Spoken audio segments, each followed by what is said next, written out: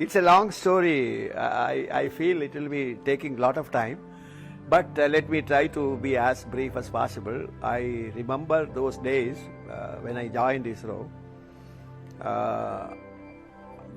One of the occasions which I can never forget is that I was carrying the Judy dot payload, which looks like a small rocket, by the Kerala State Transport Corporation's bus, because we never had any vehicle. So from one place to another place, from a workshop which was fabricated there, and then carrying it to the Tumba rocket station.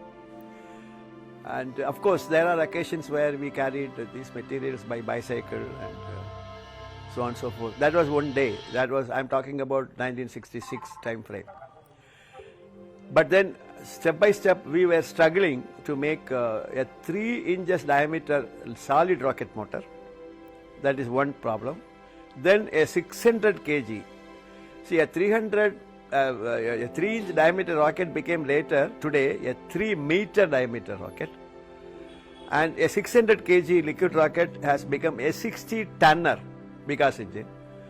Now that is a kind of development which took place. Now at this occasion, this is the long and short story of a development which take place over a period of 20-30 years.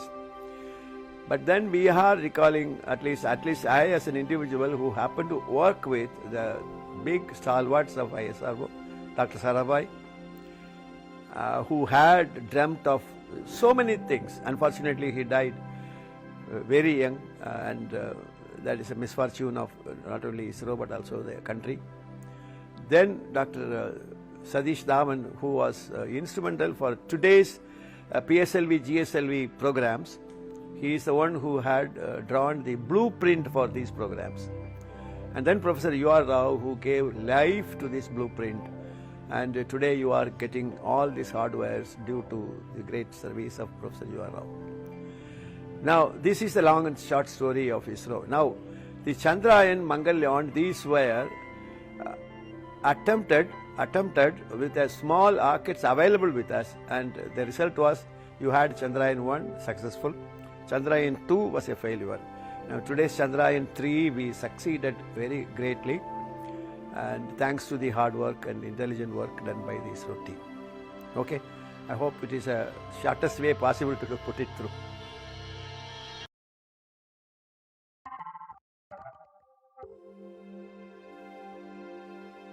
Well, this is not a difficult job, but I'll tell you it is going to allow the whole dust to settle for about, I think it's about 3 to 4 hours or so.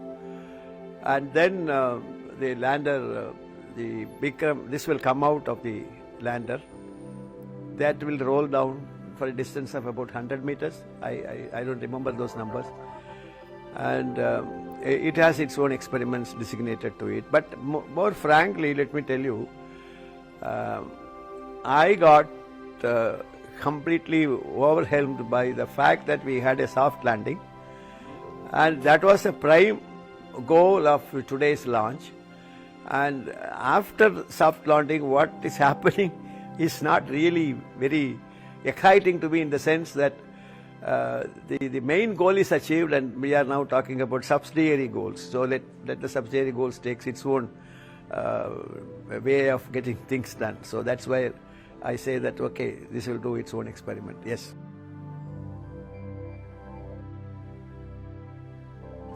Well, again, I will try to be brief. Chandrayaan 2 had, shall I say, some built-in problems.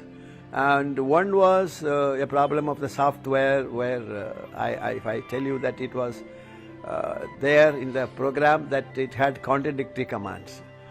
And one is to say go, one is to say not go. Another problem was the stability margin. And the stability was not proper, because we had a very stringent weight budget with respect to Chandrayaan 2's lander. Now these are the two problems.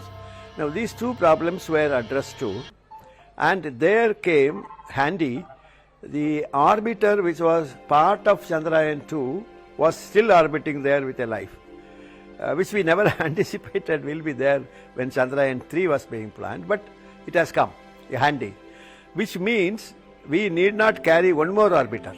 with us.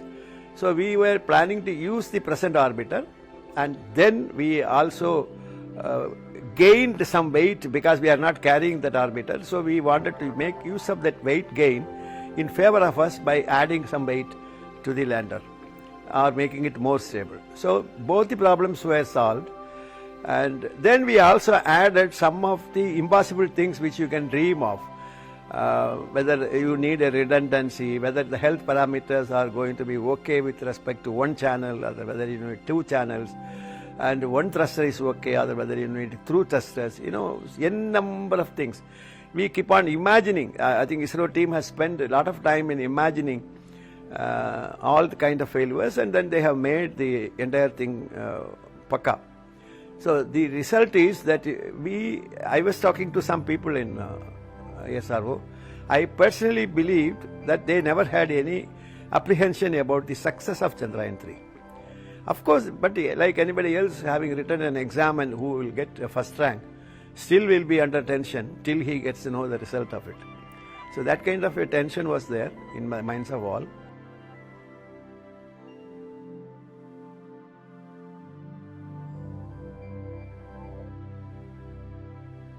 Honestly, the decision to make the thrusters, these things were designed, failure modes were analyzed, and we had a weight budget, they had a weight budget. I should say I always identify myself with ISRO even today. So they had a weight budget, within that they have to play around, and then they had required margins for this.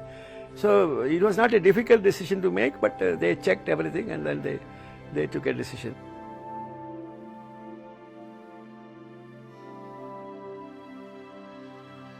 I will tell you the failure of course I am not enjoying the failure, but the failure of these countries which you mentioned could be because of their overconfidence on their own ability. And the success for the Indian mission is because of our carefulness in analyzing the whole thing and making sure that this time we must win. There is a win-win. Winning is the only way to survive. So that is the only answer, but I can tell you, I see, okay, apart from that, let me tell you a general answer that anything can happen in space. A small mistake can happen, which will be, see, for example, you count some 100 currencies. Every time you count that 100 currencies are still there, but you will count as 99. And you don't know how this 99 comes in the picture. Now, this will be oversight, honestly. But similar mistake even can cause tremendous damage to your situation. So that is the only explanation I can give you. So one is overconfidence, another one is extreme carefulness.